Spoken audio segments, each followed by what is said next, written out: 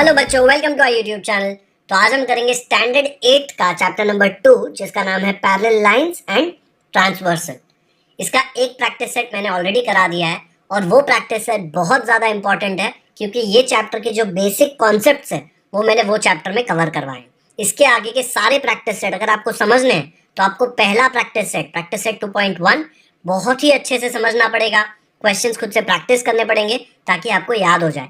बहुत ईजी है, लेकिन जो भी आप कर रहे हैं वो एकदम नया है, आपने कभी किया नहीं है, इसलिए आपको बिल्कुल भी नहीं आता होगा। इसलिए प्रैक्टिस करो, अच्छे से कॉन्सेप्ट समझ लो एंड देन ये प्रैक्टिस सेट 2.2 वाला वीडियो देखो। ठीक है, प्रैक्टिस सेट 2.2 शुरू करने के पहले प्रैक्टिस सेट 2.1 का एक हमने प्रैक्टिस सेट 2.1 में समझा था कि करस्पॉन्डिंग एंगल क्या होता है, इंटीरियर एंगल्स क्या होता है और अल्टरनेट एंगल्स क्या होता है। इसका नाम मैंने आपको बताया था करस्पॉन्डिंग एंगल्स मतलब एफ एंगल्स करके याद रखना, ताकि आपको सीधा समझ में आ जाए कि करस्पॉन्डिंग एंगल हमेशा एफ के पेयर में आता है। जैसे अगर मैंने ये एफ बनाया तो यहाँ पे और यहाँ पे ये दोनों करस्पॉन्डिंग एंगल्स हैं, वैसे यहाँ पे ये दोनों करस्पॉन्डिंग एंगल्स हैं, इधर ये दोनों, वैसे यहाँ पे ये दोनों। ठीक है, इंटीरियर एंगल्स सी में बनता है, तो सी के अंदर जो भी एंगल्स होंगे वो इंटीरियर एंगल्स होंगे, हमेशा जोड़ी में आएंगे। Corresponding angles, interior angles, alternate angles हमेशा दो दो की जोड़ी में होंगे। एक एंगल को आप ऐसे नहीं बोल सकते कि अरे ये एंगल करस्पॉन्डिंग एंगल है, नहीं, ये हमेशा जोड़ी ट्विन्स होते हैं हमेशा। ठीक है, नेक्स्ट है ऑल्टरनेट एंगल्स, इसको नाम दिया है जेड एंगल्स। जहां पे भी आपको जेड दिखे वो जेड के अंदर जो एंगल्स बन रहे हैं ये वाला और ये वाला, वो दोनों ऑल्टरनेट एंगल्स हैं। ठीक है, अब मैं थोड़ा और कॉम्प्लिकेट करके बताता हूँ इसको, क्योंकि लास्ट जो सम किया था हमने प्रैक्टिस सेट 2.1 में, उसमें मैंने याद है आपको क्वेश्चन घुमा के दिखाया था ताकि आपको समझ में आ जाए। अभी आगे जाके हम लोग घुमाएंगे नहीं, सीधा समझ जाएंगे कि करस्पॉन्डिंग इंटीरियर या अल्टरनेट एंगल्स कैसे आता है। देखो जरा, यहाँ पे मैंने आपको ये वाला एफ तो बता ही दिया, इसको घुमा देंगे और ऐसा बना देंगे एफ उल्टा सीधा कैसे भी हो तो भी एफ के अंदर जो एंगल बन रहे हैं वो करस्पॉन्डिंग एंगल्स होंगे। ये सी में भी देखो, सी में ये दोनों इंटीरियर एंगल्स हैं, ये सी को मैंने घुमा के ऐसा बना दिया तो भी ये इंटीरियर एंगल्स है। इसको यू देख के मत याद रखना क्योंकि एक और नया लेटर याद रखना पड़ेगा। इंटीरियर एंगल को हमेशा सी एंगल्स ही बोलो। ठीक है, फिर ये ऐसे बनाया तो भी इसके अंदर जो दो जोड़ी है ना वो दोनों इंटीरियर एंगल्स हैं। जेड में भी ऐसा जेड है, उसको मैंने ऐसा जेड बना दिया, एन जैसा बना दिया, लेकिन जेड ही देखना, एन मत बोलना नहीं तो और लेटर्स आते जाएंगे। जेड ही है ना, ये टेढ़ा वाला जेड है, उसके अंदर ये ऑल्टरनेट एंगल्स हैं। ऐसे बनाया जेड तो भी ये दोनों ऑल्टरनेट एंगल्स हैं, जोड़ी है। आ गया समझ में? करस्पॉन्डिंग एंगल्स मतलब एफ एंगल्स, इंटीरियर एंगल्स मतलब सी एंगल्स, ऑल्टरनेट एंगल्स मतलब जेड एंगल्स। ठीक है, तो अब हम सीखेंगे property of corresponding angles. Corresponding angles क्या थे? एफ एंगल्स, जहां पे भी एफ उल्टा सीधा टेढ़ा कैसे भी बन रहा है वो एफ के अंदर के एंगल्स करस्पॉन्डिंग एंगल्स होते हैं। जैसे देखो यहाँ पे ये एक उल्टा एफ बन रहा है तो ये वाला एंगल एंड ये वाला एंगल दोनों करस्पॉन्डिंग एंगल्स है। क्या नाम है? ए बी पी, और इसका नाम है B C R, A B P and B C R. ठीक है, वैसे ही ये देखो A B Q and B C S, ये एफ बन रहा है ना, ये वाला एंगल और ये वाला angle, A B Q and B C S. तीसरा क्या आएगा? P B C and R C D, ये भी एफ दिख रहा है आपको? क्लियरली एफ समझ में आ रहा है? देखो यहाँ पे P B C and R C D. और चौथा आएगा Q B C and S C D, ये देखो यहाँ पे एफ। ठीक है, तो यहाँ पे 4 पेयर्स ऑफ करस्पॉन्डिंग एंगल्स बन रहे हैं। अभी यहाँ पे ये एक चीज नोट करने वाली है कि ये दो लाइन जो है ना पी क्यू और आर एस, ये दोनों लाइन पैरेलल लाइंस। जब भी दो लाइंस पैरेलल होगी और उनको एक ट्रांसवर्सल काटेगा तो प्रॉपर्टीज कुछ अलग बनेगी। ये करस्पॉन्डिंग एंगल्स तो हैं ही, लेकिन अगर ये दोनों लाइन पैरेलल है, अच्छे से समझो, ये दोनों लाइन अगर पैरेलल है तो इनके बनाए हुए सारे करस्पॉन्डिंग एंगल्स के पेयर्स कॉन्ग्रुएंट होंगे। मतलब ये मुझे यहाँ पे एंड डालने की जरूरत नहीं है, ये इसको इक्वल आ जाएगा। ये A B P and B C R दोनों इक्वल एंगल्स हो जाएंगे। कब? जब ये दोनों लाइन पैरेलल होंगी। वैसे ही सारे पेयर्स, ये भी इक्वल होगा, ये भी इक्वल होगा, ये भी इक्वल होगा।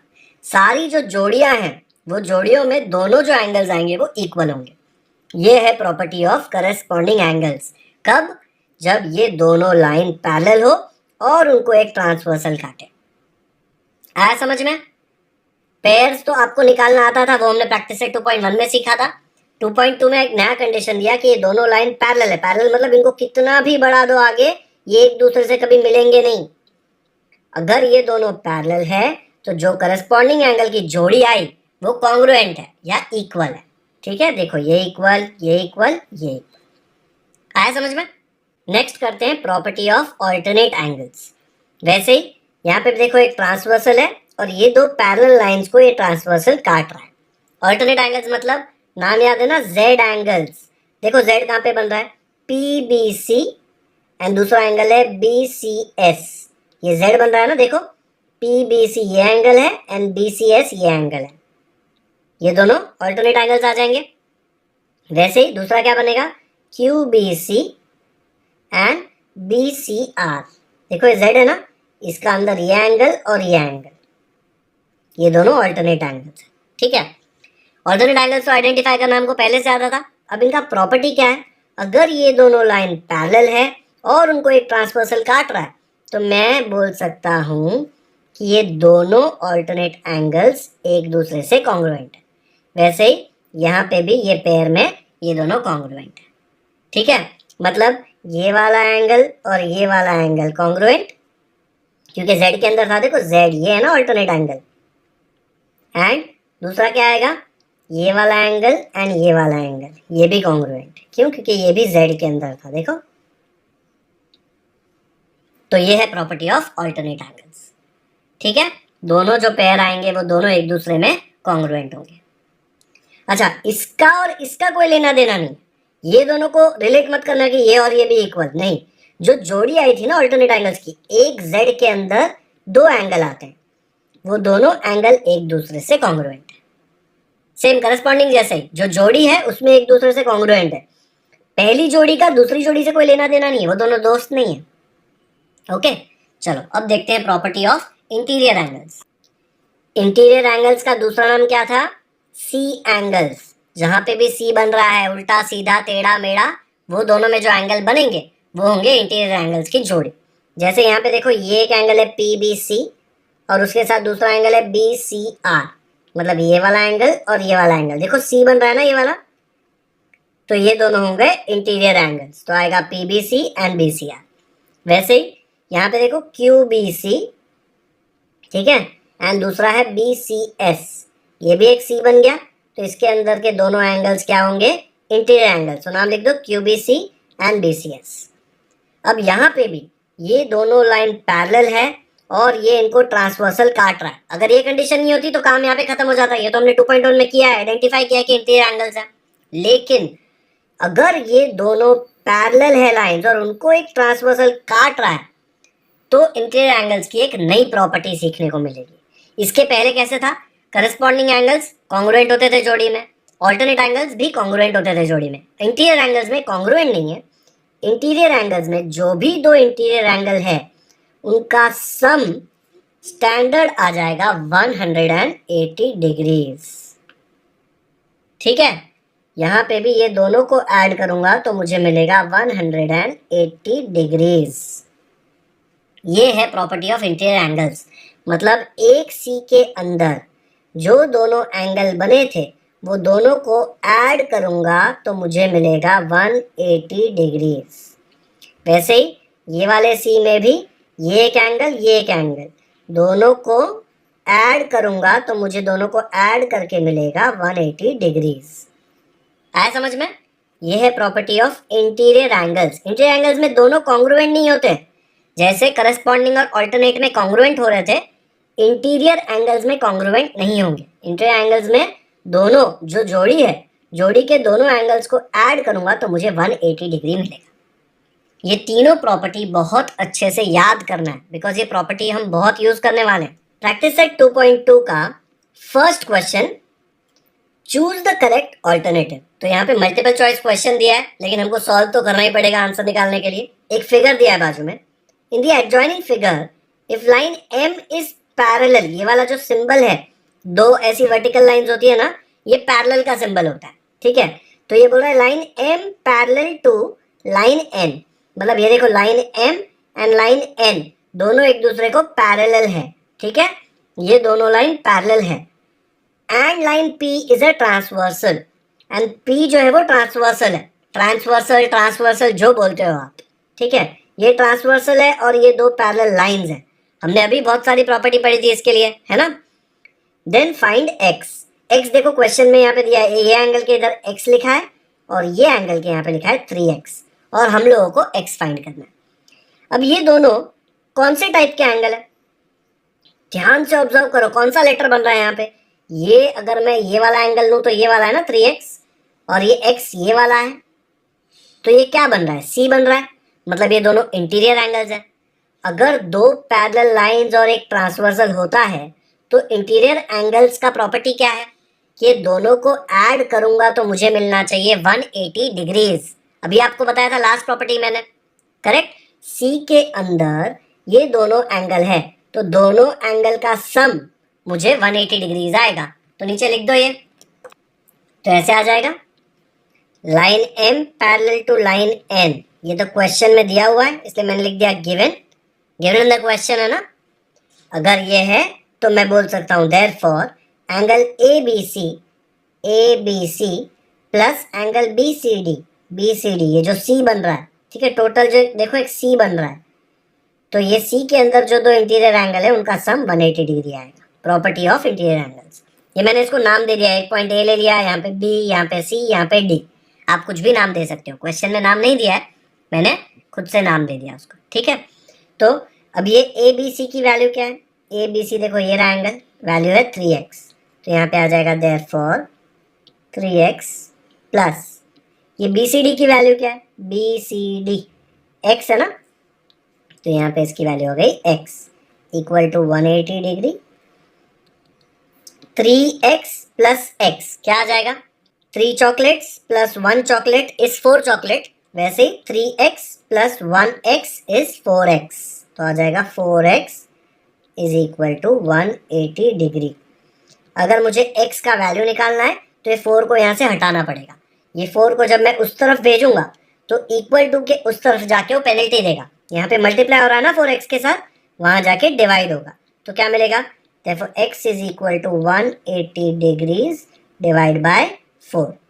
इसको कट करो, क्या आ जाएगा, 4 1 जार 4 4 जार 16, 2 रिमाइंडर 20, 4 5 जार 20, तो आपको मिलेगा therefore x is equal to 45 degree.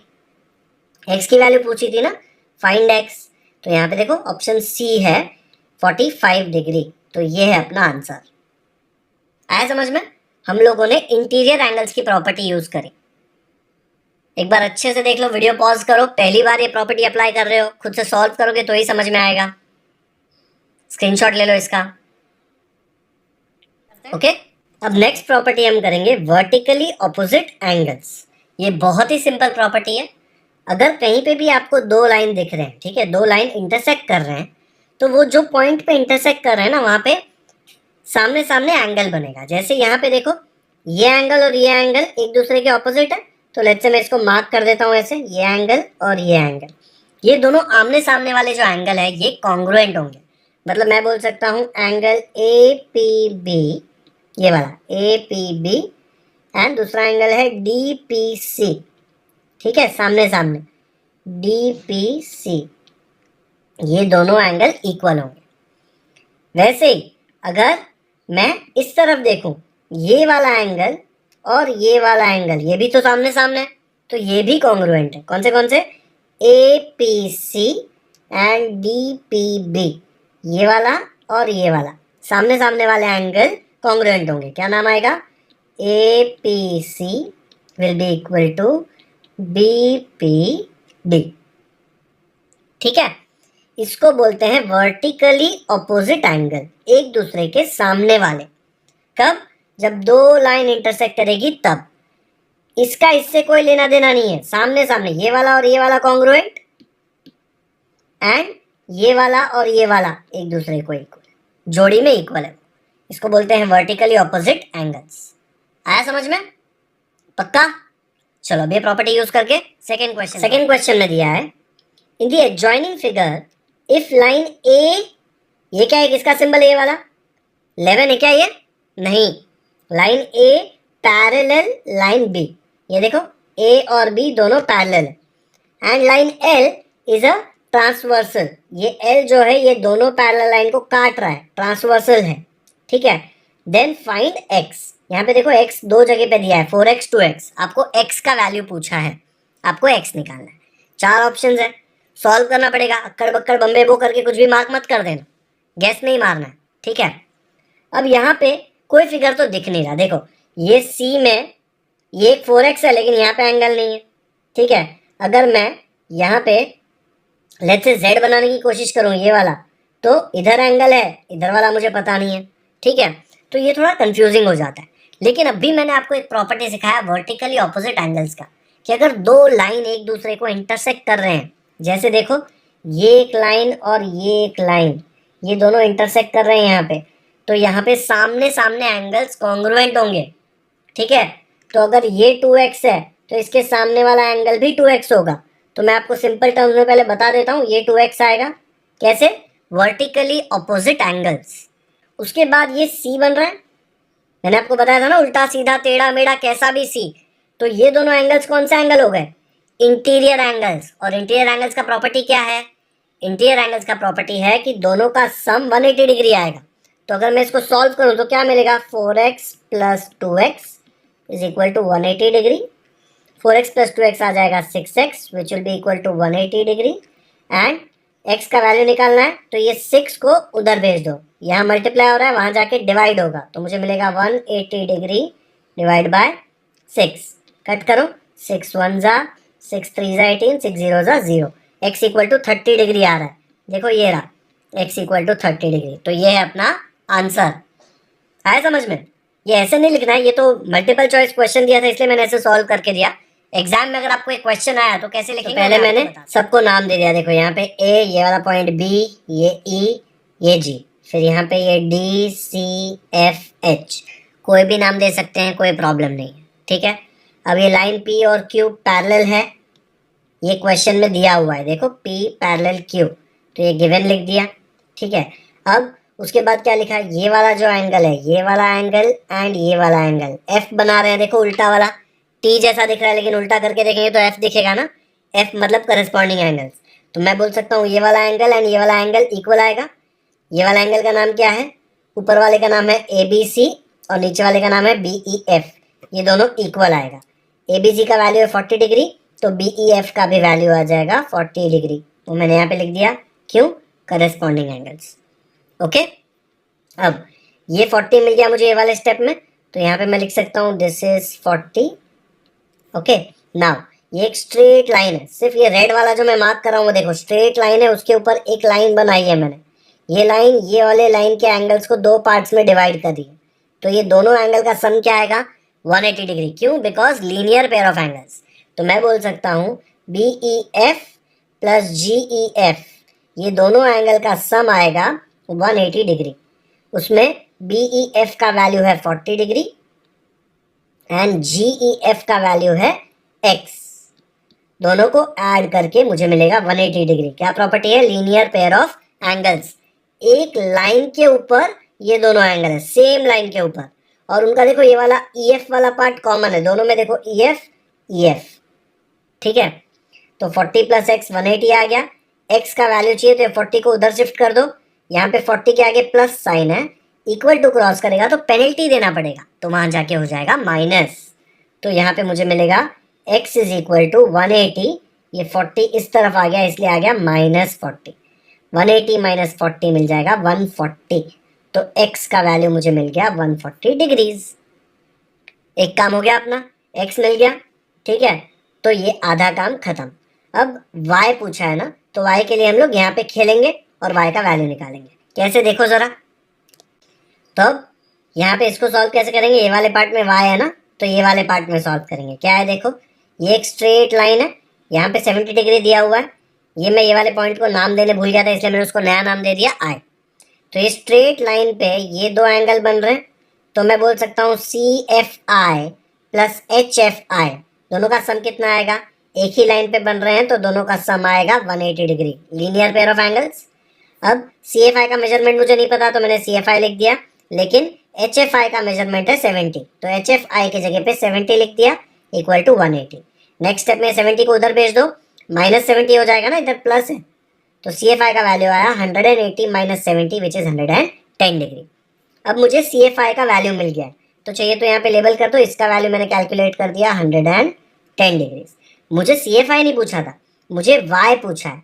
अब देखो ये Z बन रहा है, यहाँ पे दिख रहा है ना, ये दोनों लाइन पैरेलल है और ये Z बन रहा है, Z मतलब ऑल्टरनेट एंगल, तो ये वाला एंगल एंड ये वाला एंगल इक्वल होगा, ऑल्टरनेट एंगल्स की प्रॉपर्टीज है। तो ये वाला एंगल का नाम क्या है, BCF will be equal to CFI, ठीक है। तो BCF will be equal to CFI equal to 110 आ जाएगा, बिकॉज CFI का वैल्यू तो 110 है, पर BCF क्या है, देखो यहाँ पे BCF है Y, तो BCF के जगह पे Y लिख दिया और Y का वैल्यू आ गया 110, तो मुझे X भी मिल गया, Y भी मिल गया। आया समझ में? बहुत ही सिंपल है, लेकिन बच्चों ये वीडियो शायद आपको 2-3 बार देखकर प्रैक्टिस करना पड़ेगा, तो ही आपको समझ में आएगा, क्योंकि ये सारे कॉन्सेप्ट आप पहली बार कर रहे हैं। 2-3 बार सॉल्व करने के बाद आपको पता चलेगा कि कितना ज़्यादा सिंपल है, ठीक है। तो पूरा सोल्यूशन एक बार अच्छे से देख लेते हैं। ये आ जाएगा पूरा सोल्यूशन, पहले यहाँ पे सॉल्व किया और x का वैल्यू निकाला, फिर ये वाला पार्ट सॉल्व किया और y का वैल्यू निकाला। x is 140 and y is 110 degrees. Video pause कर लो, स्क्रीनशॉट ले लो इसका।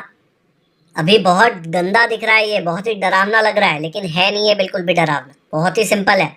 प्रैक्टिस करना है, 2-3 बार ये वीडियो देखना है ताकि आपको एकदम क्लियरली समझ में आए। याद है ना, मैंने पूरा सोल्यूशन लिखवाने के पहले ओरली आपको यहाँ पे सॉल्व करके दिया था, कितना इजीली सॉल्व हो गया था, राइट। आगे बच्चों आज का वीडियो यहीं पे खत्म करते हैं। आज के इस वीडियो में हमने प्रैक्टिस सेट 2.2 का question number 1 and question number 2 solve किया, फिर इसमें इसका सेकंड क्वेश्चन भी सॉल्व किया, ठीक है। मैंने आपको 3 प्रॉपर्टीज सिखाई, property of corresponding angles, property of alternate angles and property of interior angles. फिर हमने जो 7th स्टैंडर्ड में सीखा था वो रिवाइज किया, linear pair of angles and vertically opposite angles. तो ये चैप्टर में बहुत सारे कॉन्सेप्ट जो हमने 7th स्टैंडर्ड में किए थे वो काम आ रहे हैं, ठीक है।